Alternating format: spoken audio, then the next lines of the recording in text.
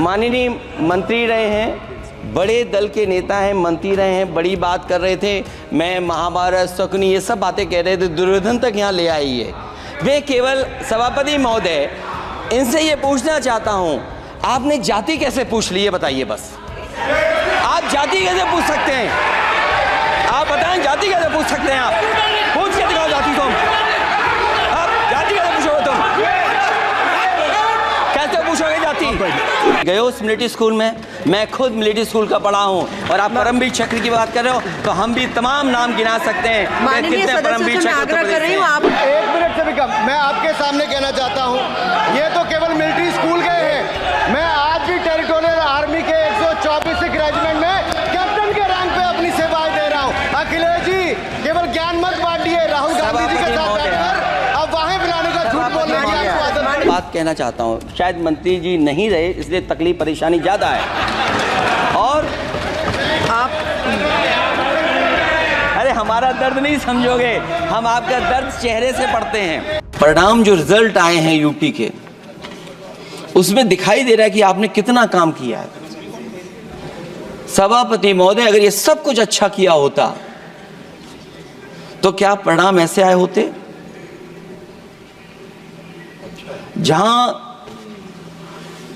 हारे ही नहीं हैं आप, सीटें ही कम नहीं हुई हैं।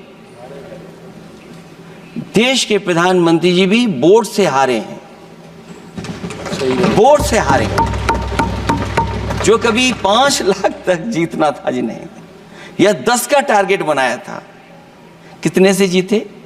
तो कम से कम इन चीजों को तो देखें।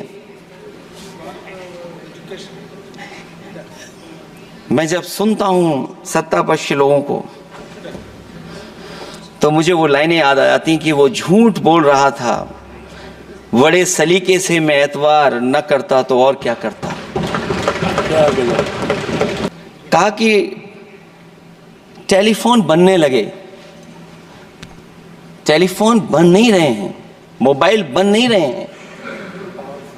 वो समाजवादी पार्टी के समय पर नोएडा में जो इंडस्ट्रियल पॉलिसी थी, इलेक्ट्रॉनिक पॉलिसी थी, उसके तहत आई थी।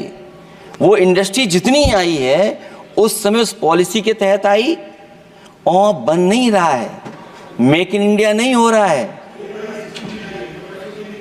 लेकिन जमीन किसने दी है? जमीन किसने दी थी उन लोगों को? बिना जमीन पर हवा में बना दो तो मैं आपका धन्यवाद दूंगा। उस पॉलिसी के तहत वो झूठ बोल रहा था बड़े सलीके से। आप कह रहे हैं कि एफडीआई लाए हैं हम लोग। एफडीआई, अगर पूरे देश का हम एफडीआई देखें तो उत्तर प्रदेश को कितना एफडीआई मिला है? सभापति महोदय, अगर 1% से ज्यादा भी एफडीआई उत्तर प्रदेश को मिला हो तो बताइएगा आप। जब से ये सरकार आई है, रेल एक्सीडेंट्स और पेपर लीक में कंपटीशन चल रहा है कि कौन आगे जाएगा।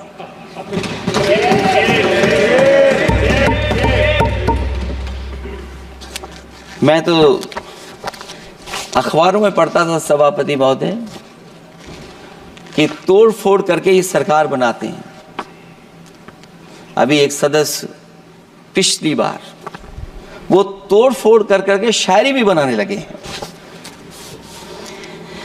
जो प्रोजेक्ट और जिस प्रोजेक्ट के लिए प्रधानमंत्री जी एयरफोर्स का सबसे बड़ा हवाई जहाज हरकुलिस विमान लेकर के आए थे और वो सड़क पर उतरे थे, वो एक्सप्रेस वे पर उतरे थे। मैं समझता हूं सभापति महोदया, यहाँ जितने माननीय सदस्य हैं सब ने देखा होगा और सब ने निर्देश के अनुसार उस पर ट्वीट भी किया होगा। वो जो एक्सप्रेस वे अगर किसी ने बनाया था सभापति महोदय, जो डिजाइन, टेक्नोलॉजी का पार्ट, अलाइनमेंट, वो समाजवादियों की देन थी, वो आपकी देन नहीं थी।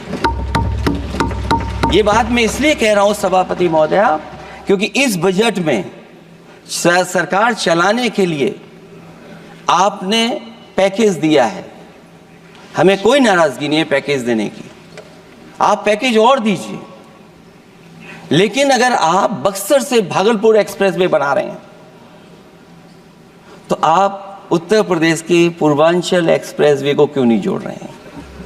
और मैं तो कहूंगा आपसे कि केवल अगर आप 25 किलोमीटर जोड़ देंगे, जहां पूर्वांचल एक्सप्रेसवे रुक गया था, केवल 25 किलोमीटर आप जोड़ देंगे तो दूसरे काम को अपना जो बनाते हैं, आप ये कह पाएंगे कि दिल्ली से लेकर के आपने भागलपुर तक एक्सप्रेसवे दिया है। हाँ जी, वो अभी से नहीं, बहुत पहले से बन रहा है। बहुत पहले से बन रहा है।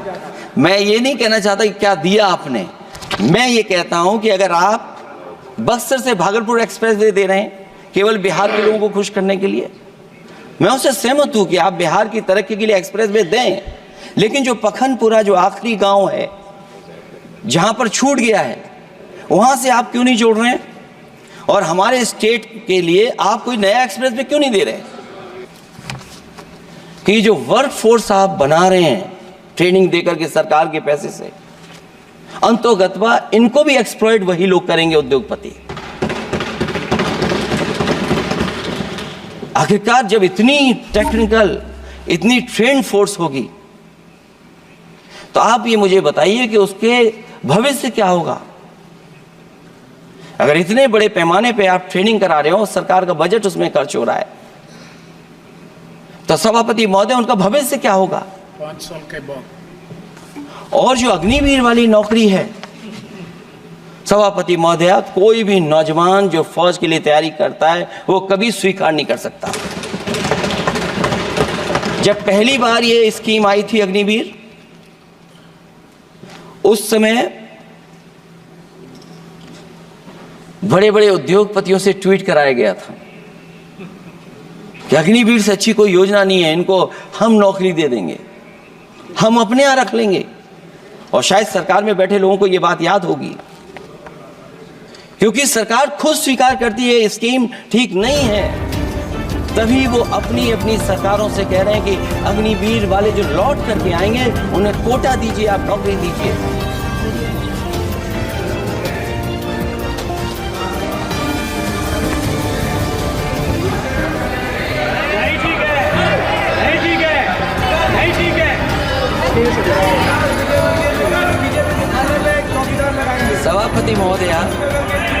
सभापति महोदय, मैं बैठ जाता हूं, आप खड़े होकर के कह दीजिए अग्निवीर व्यवस्था अच्छी है। तो हिमाचल प्रदेश से जिसने पहला परमवीर चक्र विजेता मेजर सोमनाथ शर्मा दिए, कारगिल के युद्ध में सबसे ज्यादा शहीद होने वाले हिमाचल प्रदेश के वीर नौजवान थे। 4 परमवीर चक्र विजेता हुए, उसमें से 2 कैप्टन विक्रम बत्रा और सूबेदार संजय कुमार हिमाचल प्रदेश से हुए। और मैं कहता हूं कि हाँ, जो लंबे समय से मांग थी 1 रैंक 1 पेंशन की किसी सरकार ने पूरी नहीं की, वो नरेंद्र मोदी जी की सरकार ने यहाँ पर पूरी की है। और मैं एक बात और कहता हूँ, अखिलेश यादव जी सुन ले, अग्निवीर में 100% एम्प्लॉयमेंट की गारंटी है और रहेगी। सभापति महोदय, जो मैंने बहुत छोटा सवाल पूछा था, मैं दूसरी बात कहता हूं। अगर ये जो बात आप कह रहे हो, तो आपको जरूरत क्यों पड़ रही कि आपको उत्तर प्रदेश में और प्रदेशों में कोटा देना पड़ रहा है 10%? सभापति महोदय, सभापति महोदय, सभापति महोदय, सभापति महोदय, जहां तक रुक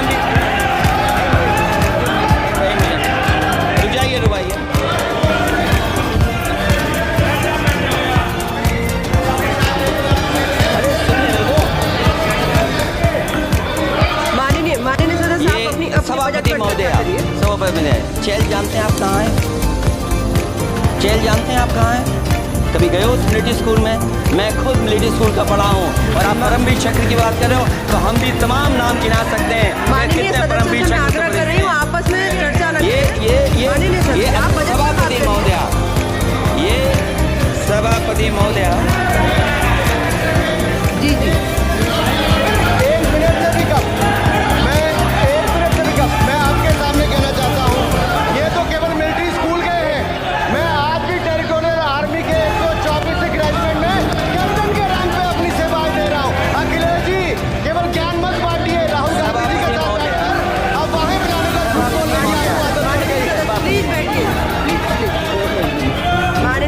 से मैं आग्रह कर सभापति रही हूँ, आप महोदय, अपनी बजट पर चर्चा मैंने करें। सभापति और भी महोदय, आपका समय सभापति पूरा हो महोदय, गया है। मैं प्लीज कंप्लीट करिए। सभापति महोदय, मैं इसलिए नहीं कह रहा, मैं क्या बात कहना चाहता हूँ। शायद मंत्री जी नहीं रहे, इसलिए तकलीफ परेशानी ज़्यादा है। और आप अरे हमारा दर्द नहीं समझोगे, हम आपका दर्द चेहरे से पढ़ते हैं। अच्छा दर्द मैं बताता हूँ, दर्द मैं बताता हूँ। माननीय सदस्यों से मैं आग्रह कर रही हूँ, आपस सभापति में महोदय, दर्द मैं बताता हूँ, दर्द मैं आप बताता हूँ। बजट पर चर्चा करिए। प्लीज बजट पर चर्चा सभापति जी, करिए। दर्द मैं बताता हूँ। देखिए दर्द बात पहुँचेगी कि नहीं पहुँचेगी। सभापति महोदय, उत्तर प्रदेश से जब से हारे हैं तब से कोई नमस्कार नहीं कर रहा है। तकलीफ वो है आपको। कंप्लीट करिए। वो वीडियो हमने देखा है प्लीज कि कोई किसी को नमस्कार नहीं कर रहा है, कोई किसी को देख नहीं रहा है। चलिए, धन्यवाद माननीय। और जो अपने आप को बहुत ताकतवर कहते थे, बहुत ताकतवर कहते थे आप अपने आप को, जिसने हराया उसको नहीं ये हटा पा रहे हैं। अब बात समझ में नहीं आई ना? माननीय सदस्य, जिसने हराया उसको नहीं हटा पा रहे। और अगर माननीय सभापति सदस्य, महोदय, माननीय अग्निवीर सदस्य, व्यवस्था समाजवादी लोग स्वीकार ही नहीं कर आप सकते। बजट पर पूरी अपनी बात सभापति रखिए। महोदय, अग्निवीर स्वीकार नहीं कर सकते। आप अपनी जब भी चर्चा हम रखिए। सत्ता में आएंगे, साल 2 साल, ये चलने वाली सरकार नहीं है, गिरने वाली सरकार है, याद रखना। माननीय सदस्य, और देखिए, आप क्यों नहीं समझ रहे हो? साइकिल हमारा चुनाव चिन्ह है, साइकिल ही आपको सरकार चलवा रही है। जिस दिन साइकिल हट गई, आप कहाँ बैठे मिलोगे? और दूसरे हमारे साथी हैं जो हमें लेकर के यहाँ लाए थे। माननीय हम यहाँ सदस्य से मैं छूट गए, आग्रह कर वो रही हूँ, चले गए वहाँ। कंप्लीट करिए। इसकी जात का पता नहीं, वो गन्ना की बात करता है।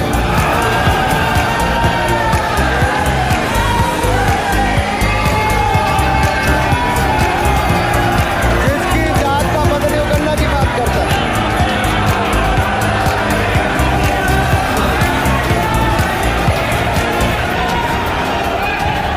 माननीय मंत्री रहे हैं, बड़े दल के नेता हैं, मंत्री रहे हैं, बड़ी बात कर रहे थे। मैं महाभारत शकुनी ये सब बातें कह रहे थे।